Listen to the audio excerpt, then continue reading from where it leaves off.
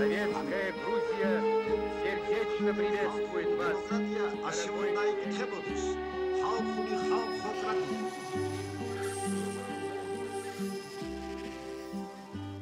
მოგესალმებით მეგობრებო, ეთერშია გადაცემა წითელი ზონა, ეს რადიო თავისუფლების და საზოგადოებრივი მაუწყებლის ერთობრივი პროგრამაა. მართლმადიდებლობის პოპულარიზაცია ჩემი როგორც მართლმადიდებლის ვალია. თბილისის ერთ-ერთი საჯარო სკოლის მასწავლებლის ციტატა მოყავს ლინა ღვინიანიძეს სტატიაში პროზელიტიზმი როგორც სასკოლო განათლების შემადგენელი ნაწილი. სტატიაში, რომელიც ნედ გაზეთში გამოქვეყნდა, აღნიშნულია, რომ რელიგია როგორც საგანი ეროვნული სასწავლო გეგმით არ არის გათვალისწინებული. მიუხედავად ამისა, როგორც ხედავთ, მართლმადიდებელი მასწავლებელი თავის მოვალეობად მიიჩნევს მიმართოს მართლმადიდებლურ სწავლებას. მაგალითად, ასწავლოს ბავშვებს ქართული ლიტერატურა, ასე ვთქვათ, მართლმადიდებლის თვალით. დაუშვას ლოცვა გაკვეთილზე და ასე შემდეგ. ყველამ ვიცით, მიუხედავად იმისა, რომ კანონი გრძალავს, ქართულ სკოლებში რელიგია შეიძლება ითქვას სასწავლო პროცესის განუყოფელი ნაწილი გახდა. ლინა ღვინიანიძე, ადამიანის უფლებების სწავლებისა და მონიტორინგის ცენტრის თანამშრომელი, დღევანდელი ჩვენი გადაცემის სტუმარი იქნება. მასთან ერთად ვისაუბრებთ პროზელიტიზმზე სკოლებში. იმაზე თუ რას გრძნობენ სხვადასხვა კონფესიების წარმომადგენლები, როცა ქართულ სკოლებში მასწავლებელი სრულიად დაშვებულად მიიჩნევს ერთი რომელიმე რელიგიის პროპაგანდას. ჯერ სკოლა დაამთავრეთ. ასე ქვია დიდი ფრანგი კინოხულიგნის ცნობილი პროვოკატორის მორის პიალას 1979 წელს გადაღებულ ფილმს, რომელიც პატარა ფრანგული ქალაქის მოსწავლეებზე გვიამბობს. მოსაწყენყოფაზე, რომელიც ყველაზე მეტად სწავლის პროცესზე აისახება.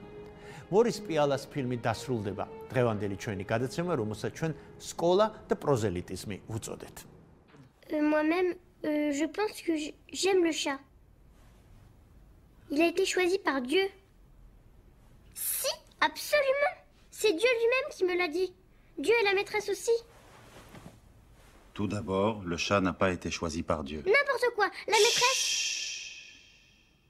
ჩემი პირადი მაგალითიდან გამომდინარე, სულ მეშინოდა ამ ასაკის, როდესაც ჩემი შვილები გახდებოდნენ სკოლის მოწაფეები და როგორ იცხოვრებდნენ იმ საზოგადოებაში, იმ სკოლაში, იმ კლასში, მეგობრებში და რაღაცა. ჩემ შემთხვევაში, ჩემი ეკლესიის ამბავს, როგორც დიდ საიდუმლოს, ესე ვუმხელდი ხოლმე ძალიან ახლო მეგობრებს.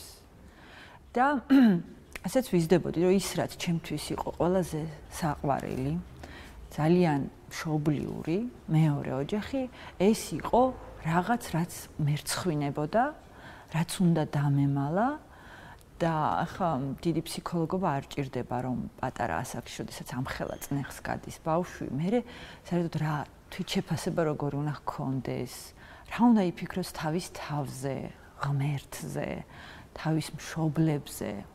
საბედნიეროდ ჩემმა შვილებმა ეს ყველაფერი გაცილებით უფრო ღირსეულად გაიარეს ეს პერიოდი, როდესაც მათი ეკლესიის შესახებ მათმა კლასმა, ვიდრე მე. თუმცა მიუხედავად ამისა, მე მახსოვს ჯერ კიდევ დაწყებით კლასში იყო ჩემი უფროსი გოგონა და პატარა ჯერისევარ იყო სკოლაში. ვუყურებდით რაღაც ანალიტიკურ გადაცემას რელიგიის საგნის შეტანა სკოლაში და რამდენიღაც სხვადასხვაებისგან იყო ინტერვიუები აღებული და ვიღაცები ამბობდნენ, რომ იცი რა, ეს აუცილებლად უნდა იყოს და ვისაც არ უნდა გავიდეს კლასიდან და ესეთ რა და ეს პირველი კლასელი იყო თუ მეორე კლასელი იყო, არ ვიცი, ამ ბავშვს აუტყდა ტირილი. და რა უთხარი დედიკო, რა არც კი მეგონა რომ უსმენდა გადაცემას და ანუ მე კლასიდან გამაგდონო თუ არ უნდა ვესწრები ამ გაკვეთილსო. ამ ასაკში ყველაზე უფრო ლაღად შეიძლება ეს მრავალფეროვნების აღქმა ისწავლოს ბავშვმა. სამწუხაროდ ეს ასე არ ხდება. მე როგორც მშობელს, ალბათ მიფიქრია ხოლმე, რომ ორი საგანია, რომელიც ძალიან მინდა რომ ბავშვებმა ისწავლონ, მაგრამ ძალიან არ მინდა რომ ისწავლოს, ვიღაცამ ასწავლოს სკოლაში ჩემს შვილს. ეს არის რელიგია და ეს არის სექსუალური განათლება, რეპროდუქციული განათლება თუ რა ვიცი რა რას დაარქმევენ. აი ეს ორი საკითხია, რომელიც ძალიან არ მინდა რომ ვერ ვენდომები უბრალოდ ძალიან დიდი ბოდიშის მოხდით ძალიან ძვირფას და ძალიან კარგ პედაგოგების მიმართ, მაგრამ ეს ორი საკითხია, რომელსაც მე როგორც მშობელი სხვას ვერ ვენდობ. სამინისტროს როდესაც ამაზე ელაპარაკები, ის გეუბნება, რომ იცი რა, არც ერთი მომართვიანობა არ გქონია. არ გქონია საყვედური და ახლა თუ кейსებს არ დამიდებთ, მე როგორ გამოვეხმაურო ამას? თუ კი ამას განათლების სამინისტროს წარმომადგენელი გეუბნება, უნდა ჩავთვალოთ, რომ ეს სამინისტრო საერთოდ წარმოდგენა არ აქვს რა არის სკოლა, წარმოდგენა არ აქვს რა არის ბავშვების საზოგადოება და გქონია რამოდენიმე кейს, როდესაც ჩავერიეთ, როდესაც შევედით სკოლაში, როდესაც რაღაცა ვთქვით და როგორც წესი მივყევით ყველა ნაბიჯს, ხო? როგორც წესი, რომ ბავშვმა სკოლა დატოვა. და წარმოიდგინეთ, როდესაც ჩვენი შვილები იცვლიან სკოლიდან სკოლას და ეჩვევიან, რომ უნდა გაექცნენ, კიდევ უნდა გაექცნენ და გარდა იმისა, რომ ზიანდებიან და იმტვრევიან ბავშვები, რომლებიც უმცირესობაში არიან, არანაკლებ ზიანდებიან ბავშვები, რომლებიც არიან უმრავლესობაში. აი, ალბათ შეიძლება ითქვას, რომ გაცილებით უფრო მეტი ზიანი ემართებათ აი ამ ბავშვებს, რომლებმაც იციან, რომ თავის იეღოվել კლასელს რომ იეჰოვას მოწმე, მაგრამ ხო იეღოველს ეძახიან, თავის იეღოվել კლასელს რომ დასცინებენ და რომ სცემენ ხანდახან, ხო? ის ვერასოდეს ვერ გაბედავს, რომ აღიაროს რამე თავისი განსხვავებულობა. და ის ყოველ ჯერზე იქნება მომართული იმისთვის, რომ არის ყველასნაირი უმრავლესობისნაირი და კიდევ უფრო უკეთესი უმრავლესობისნაირი და ხედავთ აი ამ ხისტ დამოკიდებულებას საკუთარი თავის მიმართ, აღარ ვლაპარაკობ სხვების მიმართ, ხო? კიდევ ერთხელ მოგესალმებით, ლინა ღვინიანიძე არის ჩვენი გადაცემის სტუმარი. ზოგადად ჩვენ დავარქვით დღევანდელ ჩვენ გადაცემას პროზელიტიზმი და სკოლა. თუმცა შეგვიძლია უბრალოდ რელიგიის სწავლებაზეც ვისაუბროთ და ალბათ ეს საინტერესო იქნება, საინტერესო თემა იქნება. სხვა შორის საინტერესოა კიდევ ის, რომ პროზელიტიზმი არის სერიოზული პრობლემა მთელ მსოფლიოში, ვერ ვიტყვით რომ მარტო საქართველოში, ხო? სხვადასხვა ქვეყნებში, ევროპის ქვეყნებში ამაზე დისკუსია მიმდინარეობს. სამწუხაროდ მე ვერ ვიხსენებ საქართველოში სერიოზულ დისკუსიას ამ თემაზე. ანუ შეიძლება ითქვას, რომ დავიწყოთ და საინტერესოა თუ დაგვიჭერს მხარს ქართული მედია ამაზე სასაუბროთ. მაგრამ კვლევები ტარდება. და ერთ-ერთი კვლევა თქვენმა ორგანიზაციამ ჩაატარა და მოდით იქნებ კვლევით დავიწყოთ, ლინა. რა კვლევა იყო ეს, რომელიც თქვენ 8 სკოლაში, რამდენიც მახსოვს, 8 სკოლაში ჩაატარეთ თბილისში? მოგესალმებით.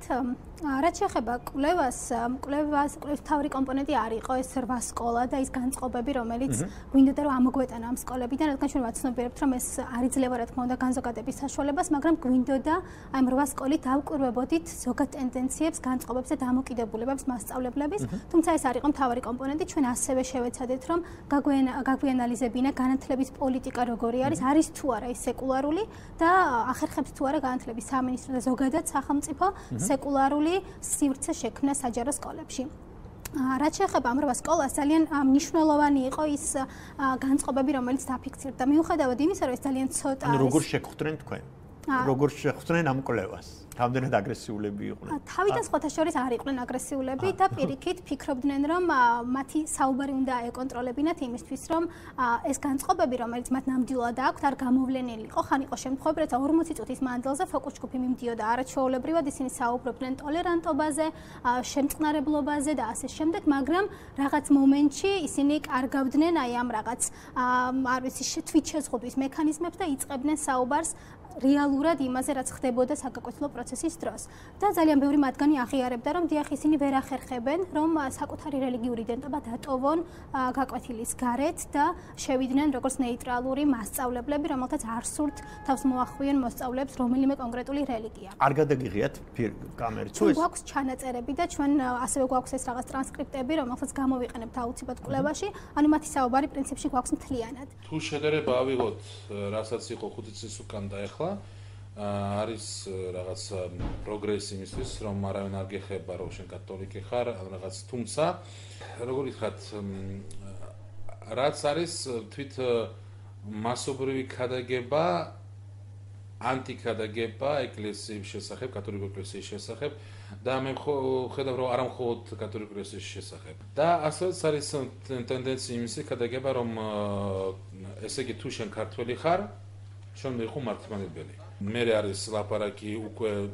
ფიზიკურ სულიერი მხრიდან, როდესაც ლაპარაკი მიდის იმაზე, რომ უკვე საიდუმლოები არ არის სწორი ჩვენ ეკლესიაში, რომ უნდა გადაინაცვლოთ ეს ტერმინი, რომელსაც არის შემოსული მხოლოდ ქართულ მართლმადიდებლურ ეკლესიაში გადაინაცვლოთ. ბევრი რამე ასეთი, რომელსაც ხალხს, როგორ ვთქვათ, სამწუხაროდ ჯერათ, ან მართლაც ეშინიათ.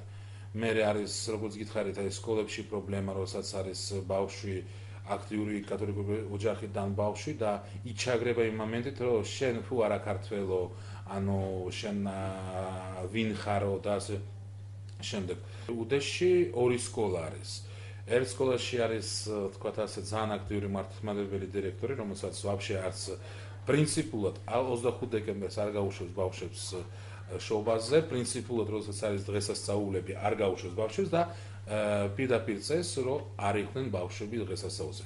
თუმცა როდესაც არის მართლმადიდებელი დღესასწაულები, რამდენიც გინდა შენ სულად არ მოხვიდა 2 დღე, 3 დღე, მაგრამ ჩაგიქნება, რომ შენ იყავი სკოლაში. ძალიან მნიშვნელოვანი რაც დაფიქსირდა ეს არის ის, რომ ისინი პრინციპში ვერ ხედავენ საკუთარ დამოკიდებულებებში პრობლემას. ისინი ამბობენ, რომ ისინი არიან ძალიან შემწყნარებლები, თუმცა ის მაგალითები, რომელსაც ისინი ეყრდნობიან და ყვებიან, ავლენს, რომ მათ მოსწავლეებს, რომლებიც არიან განსხვავებული რელიგიური იდენტობის, მათ უჩნდებათ პროტესტი იმ ფორმებზე, რომელსაც ისინი იყენებენ. თუმცა ამაზე კრიტიკული გააზრება თავად მასწავლებლების მხრიდან ვერ ხდება. ისინი ამბობენ, რომ აბსოლუტურად ჩვეულებრივი ფორმით მიმდინარეობს სწავლება სკოლაში და რატომღაც მოსწავლეები არ სწავლობენ გაკვეთილს, ხანდახან ისინი ჩუმად არიან, არ ყოფიან გაკვეთილს, არ მოდიან ექსკურსიებზე და ასე შემდეგ. ანუ ისინი რეალურად საუბრობენ პროტესტის სხვადასხვა ფორმებზე, მაგრამ არ სხვა ხსნიან კონფესიების წარმომადგენელი.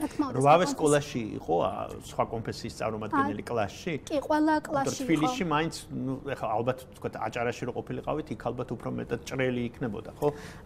ჩვენ შევეცადეთ, რომ შეგვარჩია სკოლები, სადაც 20-დან 30%-მდე იყვნენ სხვადასხვა ეთნიკური ჯგუფები, ასევე სკოლები, სადაც უმეტესობა იყო ეთნიკურად ქართველი მოსახლეობა და მათ შორის მართლმადიდებლები, თუმცა იქაც იყვნენ ძალიან მცირე რაოდენობით სხვადასხვა რელიგიური ჯგუფები. სხვათა შორის განსხვავება დავინახეთ, მართალია ეს ტენდენცია, ანუ კვლევაში გადამოწმება საჭიროებს, მაგრამ პირველადი ზედაპირული დაკვირვება იყო ისეთი, რომ იქ სადაც ეთნიკური ჯგუფები არიან მეტად წარმოდგენილი კლასებში და სკოლებში, იქ არიან უფრო მეტად ტოლერანტულები მასწავლებლები. ისინი არ ვიცი ეთიკა განაპირობებს ამას ელემენტარული თუ რა, მაგრამ ისინი ცდილობენ, რომ აი ესეთ ურთიერთობებში დაფარონ საკუთარი განწყობები, ნეგატიური განწყობები, თუმცა ზოგადი მათი დამოკიდებულება არის ისეთი, როგორც სხვა სკოლებში. და არის ასეთი შემთხვევა, რომ მასწავლებელი იყოს თვითონ სხვა კონფესიის წარმომადგენელი. არ იყოს მაგალითად მართლმადიდებელი, თუ ალბათ არ არის. სხვათა შორის წინ წყაროში, სადაც რელიგიური კონფლიქტი იყო, ჩვენ იქაც გვქონდა ესეთი, ვინაიდან სკოლები არის ზოგადად ყველა სოფელში, სადაც ეს კონფლიქტები იყო, ერთ-ერთი წყარო ინდოქტრინაციის და პროზელიტიზმის, ანუ ერთი ადგილი, სადაც ეს ყველაფერი ხდება, არის მამაოს მონაწილეობით სხვადასხვა შეკრებები, მათ შორის ეკლესიაში და მეორე მთავარი წერტილი სოფლებში ეს არის სკოლები, საჯარო სკოლები და მათ შორის მასწავლებლები, როგორც მთავარი წყარო აი ამ პროზელიტიზმის და ინდოქტრინაციის და წინ წყაროში ქონდა შემთხვევა, როცა მუსლიმი იყო მასწავლებელი. და ფოკუს ჯგუფის დროს ის პრინციპში ვერასოდეს ვერ იყო კრიტიკული საკუთარი კოლეგების მიმართ, ის იყო აბსოლუტურ უმცირესობაში და ის ყველა მოსაზრებას, მათ შორის კრიტიკულს მისი თემის მიმართ იზიარებდა, ეთანხმებოდა და ის აღიარებდა რაღაც შეცდომებს, რომელიც ამ კონფლიქტის დროს დაუშვა მაგალითად მუსლიმმა მხარემ. ანუ შეიძლება ითქვას, რომ ეშინოდა. შესაძლოა და ის უწევდა რაღაც ტიპის ანგარის სხვა კოლეგებს. მაგალითად, ნიგზიანში იყო აბსოლუტურად განსხვავებული მდგომარეობა, როცა მუსლიმი თემი ამბობს, რომ ამ სოფელში არავინ განსხვავებული რელიგიური იდენტობით არ არის დასაქმებული არც ერთ სამსახურში, მათ შორის არც სკოლის დარაჯი არ არის არც ერთი განსხვავებული ეთნიკური ჯგუფის წარმომადგენელი და ისინი ამბობენ, რომ ეს არის ის ფორმა დისკრიმინაციის, რომელსაც სოფელი ადგილობრივი თვითმმართველობა მიმართავს მათ მიმართ, თუმცა ისინი ამაზე არასდროს არ საუბრობდნენ და როცა მაგალითად იგივე ამ ნიგზიანზე არის საუბარი, რომ ჩვენ ყოველთვის გვქონდა კარგი ურთიერთობა ერთმანეთთან, მუსლიმები ამით უპირისპირდებიან ამას, რომ კარგი ურთიერთობა არ ნიშნავს იმას, რომ მე კარგად ვარ, როცა მაგალითად ჩემი ადგილი არ არის რაღაც სივრცეში და მე თავად უნდა ვიპოვო დასაქმების გზა და წყარო. მოდით ამ ნიგზიანს დაუბრუნდებით შემდეგ უკვე ამ ჭრელ რეგიონებს კი ბატონო დაუბრუნდეთ ისევ თბილისს. მასწავლებლებმა იციან, რომ არსებობს კანონი განათლების შესახებ, რომელიც რამდენადაც მახსოვს 2005 წელს არის მიღებული და ამ კანონში ლაპარაკია სწორედ იმაზე, რომ რელიგიის პროპაგანდა არ არის ლაპარაკი სწავლებაზე, მე უბრალოდ მინდა მაყურებელს უთხრა, რომ სხვა საქმეა ალბათ რელიგიის სწავლება და ცოდნა რელიგიის შესახებ და სხვა საქმეა რელიგიის პროპაგანდა, რომ კანონით არის აკრძალული. ძალიან გული მტკივა, რომ რელიგიის სწავლება ეკლესიაში აღარ არის სკოლებში. შევარნაძის დროს თქვენ გახსოვთ, შევარნაძე იყო ცეკას მდივანი, ხო, ყოფილი. და შევარნაძის დროს იყო მიღებული და დანერგილი რელიგიის და კულტურის სწავლება და ჩვენ ახლა თუ გვინდა ევროკავშირში შევიდეთ, ხო? ელემენტარულად ევროკავშირის ქვეყნები არიან ჩეხეთი, ლიტვა, ლატვია და იქ ისწავლება რელიგია და რატომ ჩვენ უნდა ვიყოთ ყველაზე ჭკვიანები და არ შეიძლება ჩვენთან ისწავლებოდეს რელიგია. რელიგიის სწავლებაში რას გულისხმობთ? რომელი რელიგია უნდა ისწავლოს და რა ჩვენი მართლმადიდებელი ეკლესია უნდა შექმნას პროგრამა, რომელსაც სინოდი დაამტკიცებს და ეს პროგრამა სავალდებულად უნდა ისწავლებოდეს ყველა ქართულ სკოლაში. და თქვათ ამ შემთხვევაში სხვა უმცირესობების ინტერესები როგორ უნდა იქნეს გათვალისწინებული იმ ბავშვების, რომლებიც არ არიან მართლმადიდებლური აღსარებები. იცით რა არის? მათ ექნებათ საშუალება თუ არ უნდათ რომ დაესწრენ, ანუ კანონით შეიძლება ყველაფერი განსაზღვროს, ქართულ სკოლაში ადამიანი რომ მიყავ, შენ როგორც ქართული ენა უნდა ისწავლო, ასე უნდა ისწავლო მისი რელიგია, კულტურა და ასე შემდეგ და არსებობს თქვა არაქართული სკოლები და იმ არაქართულ სკოლებში შეიძლება ჩვენ სავალდებულო არ გავხადოთ რელიგიისა და კულტურის სწავლება. აქედან გამომდინარე მე ვფიქრობ, რომ ეს აუცილებელია. ის სხვათა შორის იციან ძალიან კარგად, რადგან ეს პროცესები, რომელიც 2005 წელს დაიწყო განათლების სამინისტრომ, იყო ძალიან მტკივნეული მათთვის და მათ ახსოვთ ეს ძალიან კარგად და ისინი როცა საუბრობენ რელიგიის სწავლებაზე, ამბობენ, რომ ჩვენ არ ვეწევით რელიგიურ პროპაგანდას, ჩვენ არ ვეწევით ქადაგებას გაკვეთილზე. ანუ მათი ვერბალური გამოხატვა, რომ შეაფასონ საკუთარი ქცევა არის ამგვარი, მათ იციან და ისინი საუბრობენ პრინციპში ამ ტერმინებით, თუმცა რეალურად შემდეგ სხვა ნაწილებში მათ ინტერვიუში ჩანს, რომ ისინი ამას აკეთებენ ხშირად, მაგალითად ისინი ყვებიან შემთხვევებს და მათ შორის მოსწავლეები ყვებიან შემთხვევებს, როცა დამამცირებლად ეპყრობიან მასწავლებლები ბავშვებს, როცა ისინი ამბობენ, რომ მაგალითად მართლმადიდებლობა არის ერთადერთი ჭეშმარიტი იდენტობა და შენ ვერ იქნები ქართველი თუ არ იქნები მართლმადიდებელი. და ბუნებრივია განსაკუთრებით აჭარელ მუსლიმებს აქვთ პრეტენზია ამაზე, რომლებიც ამბობენ, რომ ისინი არიან ეთნიკურად ქართველები, თუმცა აქვთ განსხვავებული რელიგიური იდენტობა და რატომ არ შეიძლება ეს ორი იდენტობა იყოს თანხვედრი ერთმანეთთან და ჩვენ გვაქვს დაფიქსირებული მათ შორის ნიგზიანში ძალიან მძიმე შემთხვევები, აი ესეთი ტექსტების, რომელსაც მასწავლებლები ეუბნებიან მოსწავლეებს, ისინი ქმნიან ნარატივს ისტორიული შეცდომის და მუსლიმ ბავშვებს, აჭარლებს ეუბნებიან, რომ თქვენ უნდა დაუბრუნდეთ თქვენს ნამდვილ ფესვებს, რადგან ეს ყველაფერი იყო შეცდომა და თქვენ უნდა გამოასწოროთ თქვენი მამების და პაპების შეცდომა და ის ისტორიული შეცდომა. კი, ამას ეუბნებიან გაკვეთილზე და ისინი ეს რაღაცა რუკით უხსნიან აი ამ შეცდომის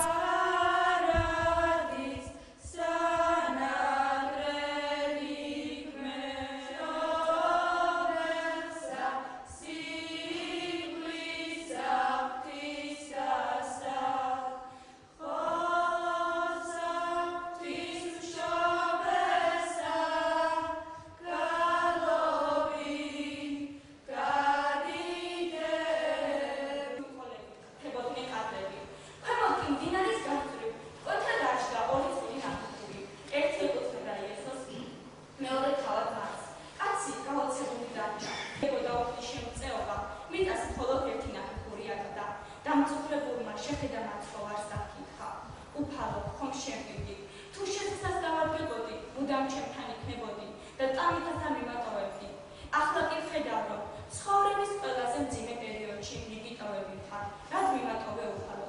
იესო შვილო ჩემო, მუდამ გახსოვდეს, რომ მუდამ მიყვარდი და არასოდეს მიმიტოვები ხარ, ხოლო ისეთი წვილი ნაფეხური ჩემია, როცა ყველაზე მეტად შეჭირებული იყავი და სასოწარკვეთილების ნაბიჯის გადადგმა რომ აღარ შეგეძლო, ხელში აყვანილი დამყავდიო. თვეშობელი ყოველთვის ბრუნავდა საქართველოზე. იგი წმინდა ნინოს სიზმარში გამოერცხადა. ბაზისტოსაგან ჯვარი შეუყრედა საქართველოს გასაქრისტიანებლად და უცხო იჩილოს თქვათ და ალბათ ნორმალური იქნება. როგორ შეიძლება დაისაჯოს ეს მასწავლებლები? ყველა მექანიზმი მხოლოდ გათავისუფლება მათ შორის თუ იქნება სისხლის სამართლის დანაშაულის ნიშნები და ესეთ შემთხვევებიც იყო, როცა მაგალითად სახალხო დამცველის ანგარიში არის ეს შემთხვევა, როცა მასწავლებელმა წაიყვანა მოსწავლე, რომელსაც არ ჰქონდა რელიგიური იდენტობა, მაგრამ ის მშობლები იყვნენ იეჰოვას მოწმეები და გადანათლა ეს ბავშვი. ეს არის რა თქმა უნდა სავარაუდოდ სისხლის სამართლის დანაშაული, ესეთ შემთხვევებში სანქციები არის. სასჯელები არის მაღალი. არასრულწლოვანი. კი, რა თქმა უნდა, ეს მოსწავლე მე-7 თუ მე-8 კლასის. რაც შეეხება ნიგოზიანის სკოლებს რომ დაუბრუნდეთ, ანუ აქ არის ნარატივები, რომელიც არის სრულიად ქართულ იდენტობაზე საუბრობენ მასწავლებლები და ისინი გამორიცხავენ და ისინი არ უშვებენ არავითარ შემთხვევაში რაღაც განსხვავებულს. იმ შემთხვევაში თუ მოსწავლე იჩივლებს, მას შეუძლია რომ ეს საკითხი დააყენოს თავად სკოლაში და არსებობს დისციპლინური კომიტეტი, რომელსაც უნდა განიხილოს ეს საკითხი. მაგრამ საინტერესო არის ის, რომ როგორც წესი, მშობლები და მოსწავლეები არ მიმართავენ ამ მექანიზმებს. და ძალიან ბევრი არგუმენტი და მიზეზი აქვს ამისთვის. ერთი ის, რომ ისინი არ ფიქრობენ, რომ ეს მექანიზმები არის ეფექტური. მეორე ის, რომ როცა ესეთი შემთხვევები ხდებოდა, ბავშვები მერე უკვე ექვემდებარებოდნენ კიდევ უფრო დიდ ზეწოლას თავისი სხვა მოსწავლეების მხრიდან და ასე შემდეგ და უბრალოდ იმ საზოგადოებაში, რომელშიც ისინი ცხოვრობენ და წარმოადგენენ უმცირესობას, მათ უბრალოდ არ სურთ, რომ ეს მდგომარეობა, რომელიც არსებობს, კიდევ უფრო დაიძაბოს და ისინი უბრალოდ იტანენ აი ამ დისკრიმინაციას შეურაცხყოფას და ასე შემდეგ. საშუალო სკოლის საგნებსაც რომ დაუბრუნდეთ, ну, მაგალითად ისტორიის, სამწუხაროდ დიდი ხანია არ გადამიკითხავს, არ ვიცი, ისტორიის სახელმძღვანელო როგორია. მზადდებოდა ყოველთვის იყო ეს, თქვათ, მითი იმაზე, რომ აი მუსლიმები შემოესივნენ, თქვათ, საქართველოს, ხო, მუსლიმი დამპყრობლები, არ ვიცი, ახლა დარჩა თუ არა ასეთი ტექსტები და ეს ტექსტებიც ალბათ მუშაობს იმისათვის, რომ აი შესაბამისი შედეგი მივიღოთ. კლავაც ბევრი ვისაუბრეთ.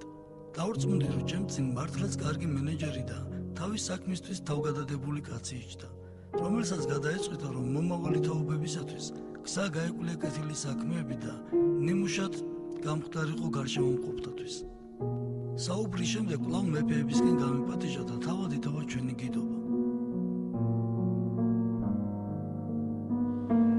როგორც თქვენ შეამჩნიეთ და კითხვა გაგიჩნდათ თუ რა არის ეს და არ გვაქვს ნანახი სხვა სკოლაში და სხვა დაწესებულებებშიო, მართლაც მასია, ყველა სტუმარი უსტუმრობს, იმათ თუ არა ყურადღებას იქცევს, იმიტომ რომ მართლა ასე ვთვლი, რაღაც განსხვავებული პროექტივით მინდოდა გამოკეთებინა და მომეხატა კედლები ჩვენი მეფეებით, ასე ვთქვათ, იმიტომ რომ მთელი ჩვენი ისტორია და მთელი ჩვენი ცხოვრება და ქართველების ასე ვთქვათ, ჩვენი მართლმადიდებლობა და სატრაბახო თუ რამე გვაქვს, ჩვენ მეომარი ქვეყანა ვართ და ჩვენი მეფეები მინდოდა რომ ჩვენ ბავშვებს მარტო წიგნში არა ვთქვათ, უფრო ესეთი მასშტაბურად, ძველი ქართული წარწერით და მეორე კითხვა რომ გაუჩნდებოდა თუ ვინ არის, რატო შეიძლება ძველი ქართული სწავლა დამატებით მონდომებოდათ, გადავწყვიტეთ რომ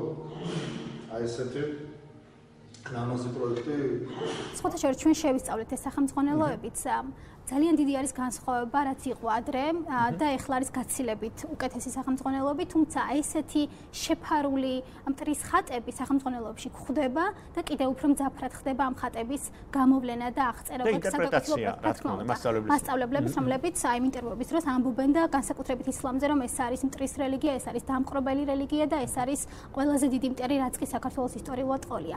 მათ შორის სახელმძღვანელოებში არის ეს ყველაფერი. თუმცა კიდევ ერთი საკითხი, რომელიც არის მნიშვნელოვანი სახელმწიფოებში პოზიტიურ კონტექსტში როგორც წესი არასდროს არ ხდება, ან ძალიან იშვიათად ხდება სხვა რელიგიების მოხსენება და ბუნებრივია ესეც არის გარკვეულწილად ქვეტექსტი, რომელიც აქვს მათ შორის ისტორიის სახელმწიფოებს და არ ხდება მაგალითად ისლამური კულტურის პოზიტიური კვალის ჩვენება ქართულ კულტურაში და ასე შემდეგ. და ეს ბუნებრივია არის პრობლემა. შეიძლება არ იყოს საუბარი მტრის ხაზზე, მაგრამ არ იყოს საუბარი არც ერთ შემთხვევაში მის პოზიტიურ მნიშვნელობაზე, რომელიც მას ნამდვილად ჰქონდა საქართველოს ისტორიასა და კულტურაში. რელიგიის ისტორიას სწავლობენ სკოლაში და მართლა საინტერესო არის ალბათ იქ როგორ არის აქცენტები დასმული. მართლა რელიგიას სწავლობენ თუ როგორ გითხრათ, თუ ეს რაღაც იდეოლოგიური სამუშაოა. სხვათა შორის რელიგია როგორც საგანი სკოლაში აღარ ისწავლება. თუმცა შესაძლებელია რომ ისწავლებოდეს, მაგრამ ძალიან ცოტა არის ესეთი სკოლა, რომელიც ირჩევს აი ამ საგანს, მაგრამ მნიშვნელოვანი გარღვევა, რომელიც აქვს განათლების კანონმდებლობას ამ სფეროში არის ის, რომ იმ შემთხვევაში თუ სკოლა გადაწყვეტს რელიგიის სწავლებას, როგორ ხდება ამ სახელმწიფოების ფორმირება, ვისთან ხდება მისი შეთანხმება, როგორი არის კურიკულუმი, ვინ არის მასწავლებელი, ანუ ამის კონტროლი პრინციპში არ ხდება და ეს არის ის საკითხი, რომელიც არის სრულიად მიშვებული. ჩვენ შეგვხვდა ესეთი სკოლა თბილისში, ამ 8 სკოლიდან ერთ-ერთი, სადაც ისწავლებოდა რელიგია და როცა განათლების სამინისტროს ვკითხეთ, როგორ აკონტროლებდა შინაარს რელიგიის გაკვეთილზე, მაგ გითხრა, რომ უბრალოდ არნაირი მექანიზმი მას ამის კონტროლის არ გააჩნია. ძალიან თქვი, რომ ნებისმიერ პროფესიის ადამიანს ჭირდება, რომ მას კონდეს საკუთარი თავის წმენა, უფლის შემწობის იმედი. და თუ ყველა ადამიანი თავის მოწოდებას შეასრულებს ხუთიანზე, ჩვენ ქვეყანა აშენდება ძალიან ძლიერ და ჩვენი სამშობლო აიგონოს თავის პირვანდელ დიდებას. კიდევ ერთხელ მინდა დაბლოცო და გაბროცო.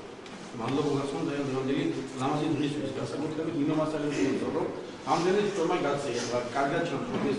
არ არის ისე ვთქვათ, 1 და 2 დღის ნაღვაწი და ესე გულმოდგინებისთვის მადლობა მინდა მოახსენოთ. დაგლოცოთ ბავშვებო. ისურვოთ მოყოლ სკოლაში და სწავლაში წარმატებული. დაგლოცოთ. დიდი მადლობა ამ ძირფას ეშლისთვის. ეხლა დაგლოცოთ. მადლობას მოვახსენებ დავსრე საზოგადოებას და თუ ვინმეს თავის ხმასობს ჩვენი ბავშვების დაგეგმა. ან იქნებ შენიშვნა რამე, ან იქნებ კეთილი სურვილები ამ შობლების მხრიდან. მადლობას თქვენი არაფერს ბავშვებთან, თქვენთან, ეხამასწავლებელთან, მამაობებთან და დავიცეთ ბავშვები ნამდვილად სკოლაში მიმდინარეობს მუშაობა ამ დღეს. ნამდვილად თეორიულად შრომობენ სხვა პედაგოგები. ასეთი რელიგიური დღეები გვაქვს. ხშირად არა, მაგრამ უკვე გვაქვს შეინიშნება და ძალიან სასიამოვნოა, რომ მრავალი ბავშვი ეზიარება უფრო მეტ და მეტ სოფლის ხიახუდა. და რელიგიის სწავლება როგორ ხდება, რომ სასულიერო პირი მოდის და ის ასწავლის ბავშვებს თუ არ ვიცი თეოლოგია? სასულიერო პირების მოსვლა იყო ძალიან ისეთი გავრცელებული პრაქტიკა 2005 წლამდე. ეხლა გაკვეთილზე სასულიერო პირი არ შედის, თუმცა სასულიერო პირები არიან ყველაზე მიღებული სტუმრები, შეიძლება ითქვას საჯარო სკოლებში დღეს. რაში გამოიხატება ეს მიღება? თქვენ გახსოვთ ძალიან ისეთი პერიოდი, როცა სკოლები იყო აბსოლუტურად ჩაკეტილი და პრინციპში ეს ჩაკეტილობა დღესაც გრძელდება რაღაც დოზით. აი ამ პერიოდში მე შეხვდი ადამიანებს, რომლებიც არიან ექსპერტები ამ სფეროში და ეს რაღაც მოვლენებს ადევნებდნენ თვალს, ისინი ამბობენ, რომ მიუხედავად აი ამ ჩაკეტილობისა, რომელიც ვრცელდებოდა ყველაზე, ექსკლუზიურად სკოლები იყო ღია სასულიერო პირებისთვის, ისინი შედიან, ხვდებიან ბავშვებს, ესაუბრებიან მათ, აჩვენებენ ფილმებს და ასე შემდეგ. ასევე ძალიან არის გავრცელებული სკოლების კურთხევის პრაქტიკა, ბავშვების წაყვანა ეკლესიაში და ასე შემდეგ, ანუ სხვადასხვა ფორმები, ექსკურსიაზე მათ შორის, სხვადასხვა ფორმები, რომელსაც იყენებენ სასულიერო პირები მასწავლებლებთან და მოსწავლეებთან კომუნიკაციისთვის. და სხვათა შორის ძალიან საინტერესოა აი ამ განათლების პოლიტიკის განვითარება და როდის ჩდება ეს მომენტი, როცა ესეთ პირდაპირ კომუნიკაციას ამყარებენ სასულიერო პირები მასწავლებლებთან. თქვენ იცით, რომ კანონის მიღებამდე, კანონის წინ პრინციპში იყო ძალიან რთული პერიოდი და ალბათ ყველას გვახსოვს ეს ძალიან ისეთი სერიოზული ბრძოლები, როცა სამინისტრო აშკარად რაღაც ანტირელიგიურ ორგანიზაციად აღიქმებოდა და იყო ძალიან სერიოზული გამოსვლები იმის გამო, რომ ვარდების რევოლუციის მერე. ვარდების რევოლუციის შემდეგ აი 2004 წლიდან დაიწყო ეს პერიოდი. მანამდე ყველა ანგარიში, რომელიც ამ სფეროს ეხება, აფიქსირებს იმას, რომ არის ძალიან ღია და პირდაპირ გავლენა ეკლესიისა განათლების პოლიტიკაზე, პირდაპირ ჩარევა მათ შორის სახელმწიფოების კონტროლი. შევარდნაძის დროს. 2004 4 წლამდე, კი შევარდნაძის დროს. რაში გამოიხატებოდა ეს? მაგალითად, ერთ-ერთი მაგალითი, რომელსაც ამერიკის სახელმწიფო დეპარტამენტის ანგარიში უთითებს, არის ესეთი, რომ ეკლესიამ გააპროტესტა ისტორიის სახელმძღვანელოების შინაარსი, რადგან გადაწყვიტა, რომ ამ სახელმძღვანელოებში არ იყო საკმარისად წარმოდგენილი მართლმადიდებლობის უპირატესობა და პრინციპში დაბლოკა ამ სახელმძღვანელოების შეტანა საჯარო სკოლებში. და სამინისტროს მიეცა საშუალება შეეტანა და ესწავლებინა ამ სახელმძღვანელობით მხოლოდ მას შემდეგ, რაც ის შეიცვალა მისი შინაარსი იმგვარად, როგორც ესწნოდა ეკლესიას. ეს არის ყველაზე ისეთი ნათელი მაგალითი, როცა ხომ არის ეს კონკრეტულად რას ეხებოდა ეს რა არ მოეწონათ? ეს იყო ზოგადი შენიშვნა, რომ მართლმადიდებლობა არ არის საკმარისად უპირატეს მდგომარეობაში ნაჩვენები აი ამ შინაარსებში, ისტორიის სახელმძღვანელოები. ეს იყო 2004 წლამდე. რაც ნიშნავს იმას, რომ ეკლესია იყო ძალიან პირდაპირი გავლენის აქტორი, რომელიც პირდაპირ ერეოდა განათლების სამინისტროს პოლიტიკაში და პრინციპში ფორმირებას ახდენდა მისას. შემდეგ იყო ძალიან მძიმე პროცესი, როცა სამინისტრომ დაიწყო ესეთი სეკულარული ხედვის გატარება და მიიღო კანონი, რომელიც ამბობს, რომ სკოლა არის სეკულარული საჯარო სივრცე და ის არის ნეიტრალური ყველასთვის და ძალიან რთული იყო ეს პერიოდი და დაახლოებით გაგრძელდა 2-3 წელი.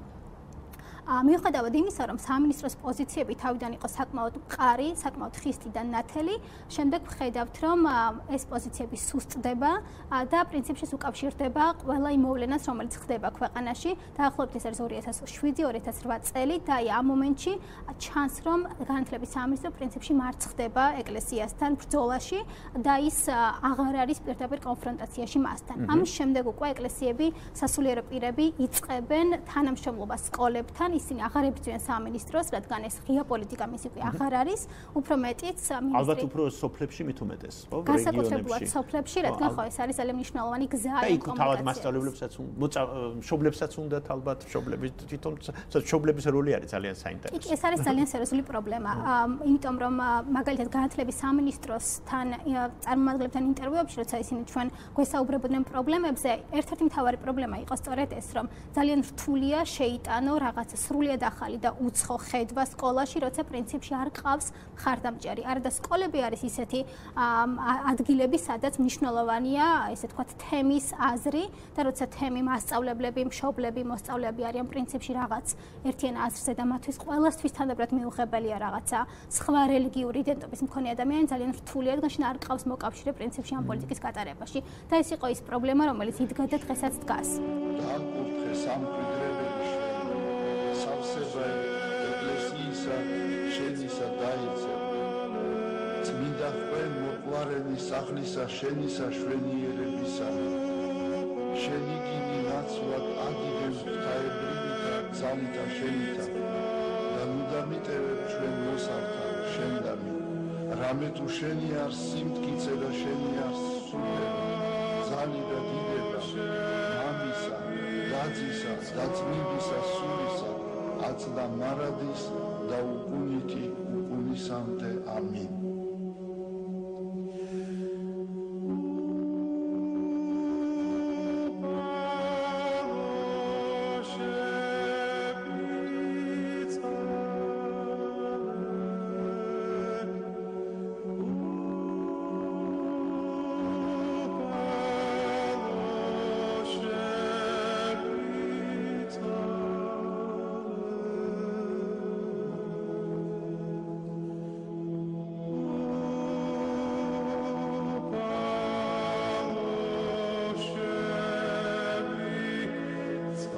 მე მინდა მაყურებელს უბრალოდ გავახსენო, რომ ჩვენ საჯარო სკოლებზე ვსაუბრობთ.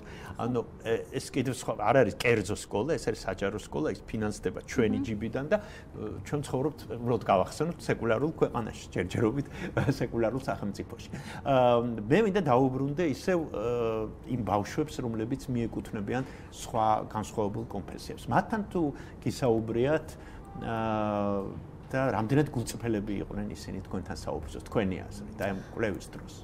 კვლევის დროს ხოთაშორის არ გვქონია ბავშვებთან შეხება, გვქონდა მხოლოდ ნიგზიანში, რამოდენიმე მუსლიმ მოსწავლეს ვესაუბრეთ, თუმცა პრინციპში ისინი ძალიან ერიდებიან ჩვენთან კომუნიკაციას, ასევე ძალიან რთულია ბავშვთან ინტერვიუს გაკეთება და როგორც წესი მისი მშობელი ამას ესწრება ხოლმე და მშობლები უფრო მეტად საუბრობენ ამაზე. ისინი არიან ძალიან ჩაკეტილები და როგორც წესი არ საუბრობენ ამაზე და მშობელი ცდილობს რომ გააჟღეროს ის ამბავი, რაც ბავშვს აქვს მოყოლილი მისთვის. აი ყავთ თუ არა მათ მეგობრები, სხვა კონფესიების წარმომადგენლები, ერთმანეთთან თუ მეგობრობენ, იმიტომ რომ იდეალიზაცია კი ხდება ჩვენთან ბავშვების, რომ ბავშვების სუფთები, კეთილები და ასე შემდეგ, ბავშვები საკმაოდ სასტიკები და აგრესიულები არიან, ხო? ალბათ დამეთანხმებით. მით უმეტეს აი ამ სიტუაციაში. აი რაღაც პროტესტის ფორმა თუ იხატება, ან სოლიდარობის ბავშვების ერთმანეთთან. ასეთი მაგალითები თუ არის ნეტავ. ხო, ანუ თვითონ ეს ბავშვები, მე ვისთანაც მქონია შეხება, ისინი საუბრობენ, რომ კონფლიქტამდეც, მაგალითად კონფლიქტურ რეგიონებში მქონდა მე ეს ინტერვიუები, ამბობენ, რომ კონფლიქტამდე და კონფლიქტის შემდეგაც მათ აქვთ ნორმალური ურთიერთობა სხვა რელიგიურ და მათ შორის მართლმადებელ მოსწავლეებთან და ამ კონფლიქტს არ მოუხდენია გავლენა მათ ურთიერთობაზე. თუმცა ასევე მე მიყვებოდნენ შემთხვევებს აი კვლევის ფარგლებში, როცა ბავშვების მიმართ, რომლებიც განსხვავებულ რელიგიურ კონფესიებს წარმოადგენდნენ, არ არსებობდა არანაირი თანაგრძნობა და ემპათია, როცა მათ ჰქონდათ მძიმე პირადი ისტორიები. მაგალითად, იყო ერთი შემთხვევა, როცა გოგონამ თვითმკვლელობა სცადა და მისი აი ამ აქტის გააზრება მოხდა და ახსნა იმის გამო, რომ ის იყო იეჰოვას მოწმე. ეს იყო ერთადერთი კომპონენტი, რომლის ჭრილშიც მოხდა ამ ამბის გააზრება და მათ არ გაუჩნდათ არანაირი თანაგრძნობა. ისინი ამბობდნენ, რომ დიახ, მართლმადებელი ამას არასდროს იზამდა და მან ის გააკეთა, იმიტომ რომ ის იყო შეიძლება მედიამაც ესე გააშუქა, შეიძლება იყოს ასეთი მაგალითი. ხო, მედიაში ეს ამბავი არ მგონია რომ გაშუქებული იყო, მაგრამ ხო ეს არის ამბები, რომლებიც სკოლაში ხდება, რომლებიც იციან სხვა მასწავლებლებმა, იციან მოსწავლეებმა, იციან მშობლებმა, მაგრამ ეს ამბები რჩება იქ. და არ ხდება არც ამის გააზრება, მათ შორის არც განათლების სამინისტროს მხრიდან. ჩვენ როცა ვკითხეთ სამინისტროს ბოლო 5 წლის მანძილზე, რამდენჯერ დაუფიქსირებია ესეთი ფაქტი.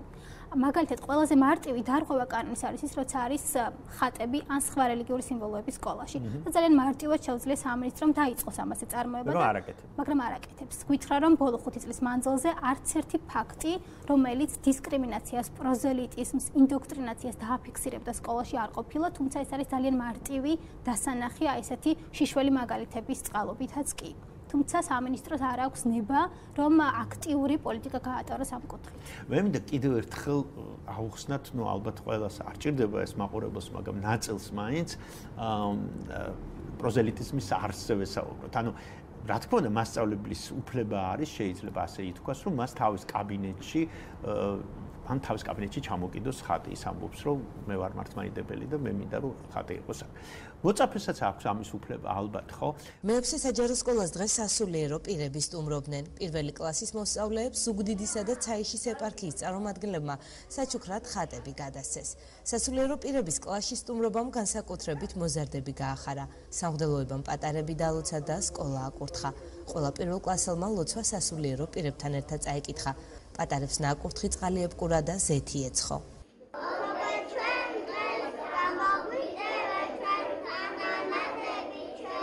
იხარია მამაები და მოვიდე. კაცი მიკუთხეს. დღეს სტუმრები კლასში ყავდა და დაგლოცეს. მამაები მოვიდნენ და ძალიან მიყვარს მამაოები. მათ დადეს პიცი ხდის წინაშე რომ ისინი იქნებოდნენ ღირსეული მამულიშვილები. მე მჯერა დღევანდელი დღის წამს ჩემი მოსწავლეების და დარწმუნებული ვარ რომ ისინი იქნებიან ისეთი საუკეთესო მოქალაქეები 21 საუკუნისა, რომლითაც მთელი საქართველო იამაღებს. სკოლას ეპარქიის სახელით ღვთისმშობლის კვართის ასლი გადაეცა. სასულიერო პირებმა ხატები სკოლის დირექტორსა და პირველი კლასის დამრიგებელსაც გადასცეს. პედაგოგები აცხადებენ, რომ დღევანდელმა დღემ ყველა განსაკუთრებული ემოციით დამუხტა და ეს დღე სკოლისთვის დაუვიწყარი იქნება. რატომ უნდა ვიფიქროთ იმ ერთ კლასელზე 30 ბავშვს შორის, რომელიც ამას ხედავს და რომელსაც შეიძლება პროტესტის გზნობა თუ არ გაუჩნდეს, არასრულფასოვნების კომპლექსი უფრო გაუძლიერდეს. იქნება აუხსნათ ეს მაყურებელს. ვინ არის ის ერთი ადამიანი, ერთი ან ორი, რომელზეც ჩვენ ასევე უნდა ვიფიქროთ და რატომ უნდა ვიფიქროთ? ის პრინციპში, ანუ როცა ჩვენ საუბრობთ სეკულარულ გარემოზე და სეკულარულ სივრცეზე, ეს ნიშნავს იმას, რომ ეს არის ადგილი, სადაც ყველას შეუძლია იყოს თანაბრად, იყოს თანასწორად და არ იგრძნოს თავი უპირატეს ან უმცირეს მდგომარეობაში იმის გამო, რომ ის მიეკუთვნება რომელიმე სექსუალურ, რელიგიურ თუ სხვა ტიპის იდენტობას. რა თქმა უნდა, საჯარო სკოლაში მასწავლებელს, მშობელს აქვს უფლება რომ ჰქონდეს რელიგიის თავისუფლება და ეს არის დაცული.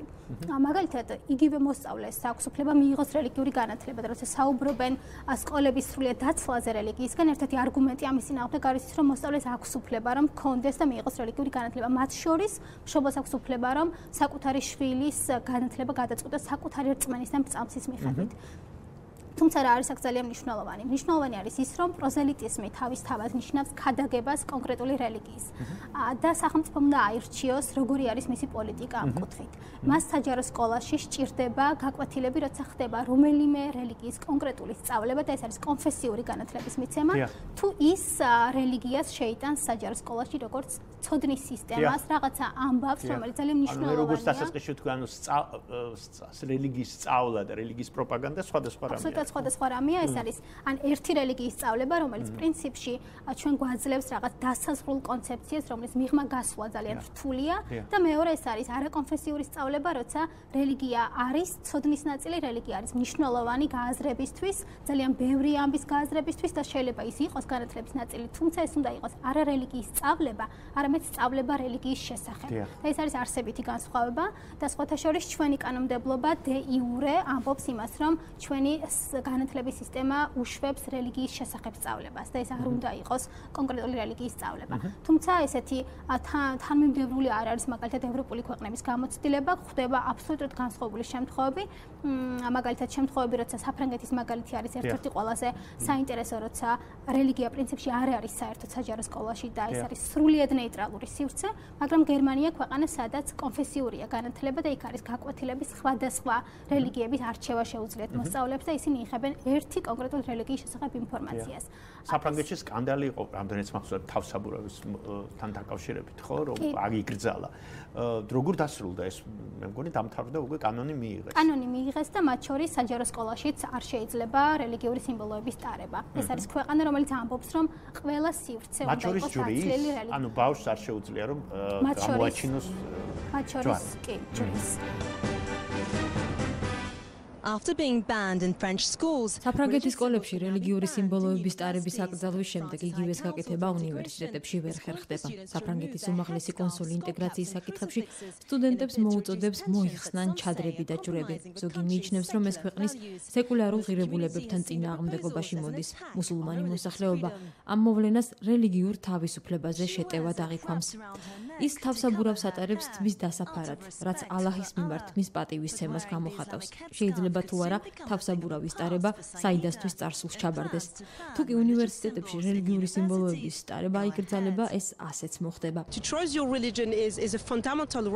რელიგიის არჩევა ფუნდამენტური უფლება. არ მესმის ამ უფლების წინააღმდეგ რატომ უნდა წავიდე? რატომ არ შეიძლება ჩადრი ვატარო, ჩემს რელიგიას მივდიო და ამავდროულად განათლებაც მივიღო.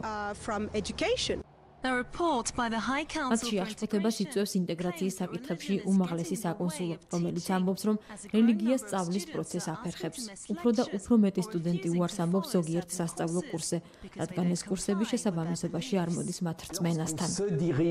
When you train for a career in the საზოგადოებრივი სამსახურის საქმეს ასწავლი, ამ საქმის პრინციპები უნდა გესმოდეს. სხვა შემთხვევაში გამოდის, რომ სტუდენტებთან ფარისევლობ და სიმართლეს არ ეუბნები. ეს კი იმას იწვევს, რომ ზოგიერთი სტუდენტი მოუმზადებელია მომავალ სამსახურში, რადგან ისინი არავინ გააფრთხილა სამუშაო მოვალეობების შესახებ. მე ვფიქრობ, სეკულარიზმის ეს ფორმა დისკრიმინაციას აგვარიდებს. This form of secularity avoids discrimination. და ეს არის ესეთი განსაკუთრებული ქვეყანა პრინციპში, იმიტომ რომ ძალიან ცოტა არის ესეთი ლაიცისტური მოდელები, რომელსაც ქვეყნები იყენებენ.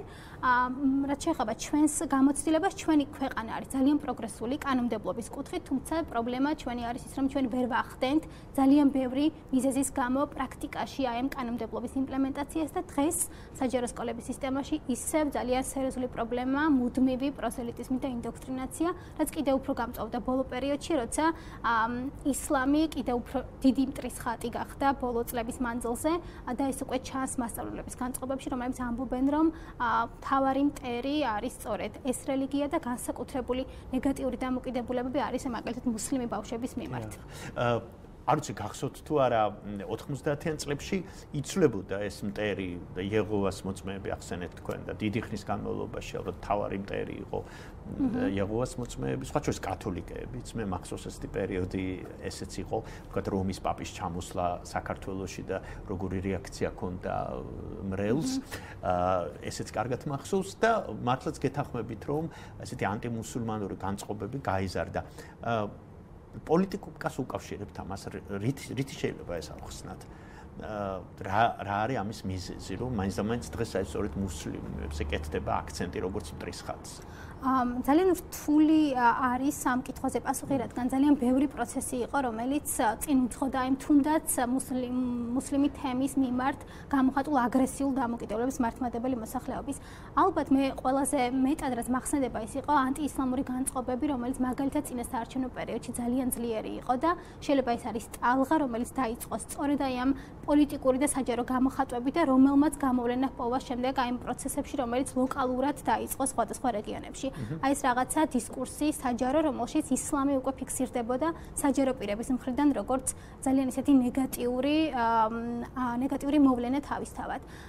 მიუხედავად იმისა, რომ მაგალითად მუსლიმი მოსწავლეები არიან ყველაზე მწვავე ჯგუფი დღეს და ყველაზე ესეთი ობიექტი დამცირების შეურაცხყოფის ძალიან ბევრ რეგიონში არ დაუკარგავს მნიშვნელობა ტერმინს იეჰოვას მოწმე და იეჰოველი.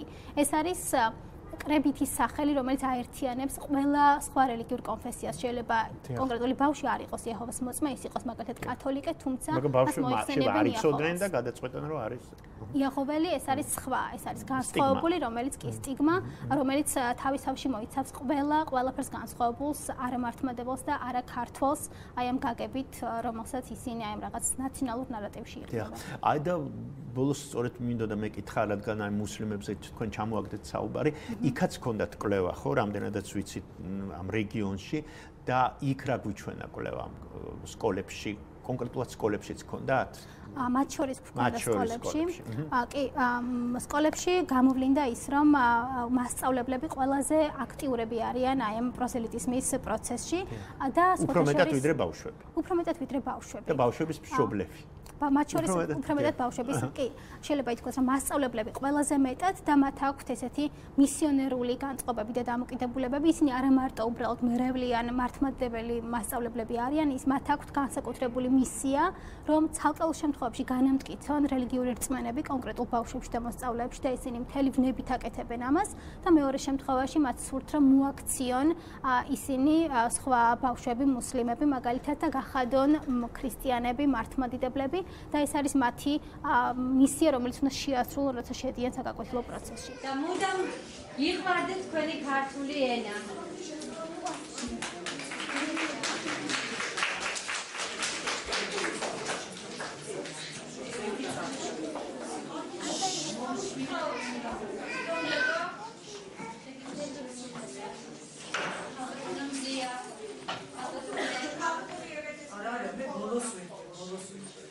რამდენი ღონისძიებაც არ უნდა ჩაატაროთ, ვერასოდეს ვერ მისცემთ ბავშვებს იმდენს, რამდენსაც დედაენის სადმე მიძღვნილი ღონისძიებით მისცემთ, იმიტომ რომ ეს ცნება, საერთოდ ეს დამოკიდებულება ენისადმი, რომ შეიძლება ენას დღე ჰქონდეს აღსანიშნავი და ენას ჰქონდეს ძეგლი, მე მგონი მარტო ქართულ სინამდვილეში არსებობს და ეს ამ ბავშვების სულშიც და ქვეცნობიერშიც დაივანებს ამ დღის მერე ასე მგონია.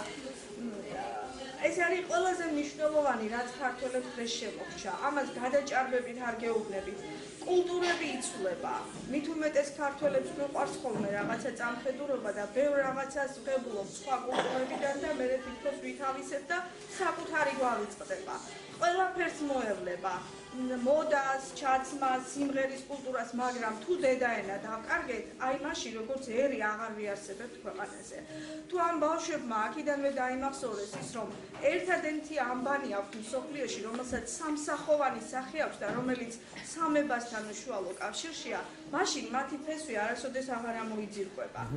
და ეს არის ყველაზე ალბათ მთავარი პრობლემა, რომელიც გვაქვს, მას ნამდვილად სჯერათ, რომ ეს არის ერთადერთი სწორი რასაც მასწავლებელი უნდა აკეთებდეს და ისინი ესეთ ტერმინებს იყენებენ, რომ გაადამიანურება ბავშვის, რომ ბავშვები არიან აღზრდის ობიექტები და არა მაგალითად განვითარების და ასე შემდეგ. მათი სულის გადარჩენა ალბათ. რატომ? სულის გადარჩენაც კი ალბათ არის ერთ-ერთი მოტივი, რადგან ისინი ნამდვილად ფიქრობენ, რომ ეს არის ერთადერთი გზა და ეს თვით დარწმუნება და რაღაც უეჭველობები მათ ნამდვილად აქვთ და საკუთარ გამოხატვებში ისინი ამაზე საუბრობენ. რამდენად ხარისხიანი შეიძლება იყოს განათლება, რომელსაც ბავშვი იღებს ასეთი მასწავლებისგან? ანუ ისინი ხო პროფესიონალებიც არიან რაღაც საკითხში, რაღაცას ასწავლიან, ხო? მათემატიკას, ისტორიას, ლიტერატურას. აი საინტერესოა ლიტერატურას როგორ ასწავლიან. ხო, ძალიან საინტერესოა. გარდა აი შინაარსს, ძალიან მნიშვნელოვანია ფორმები, რომელსაც ისინი იყენებენ საგაკვეთილო პროცესის დროს.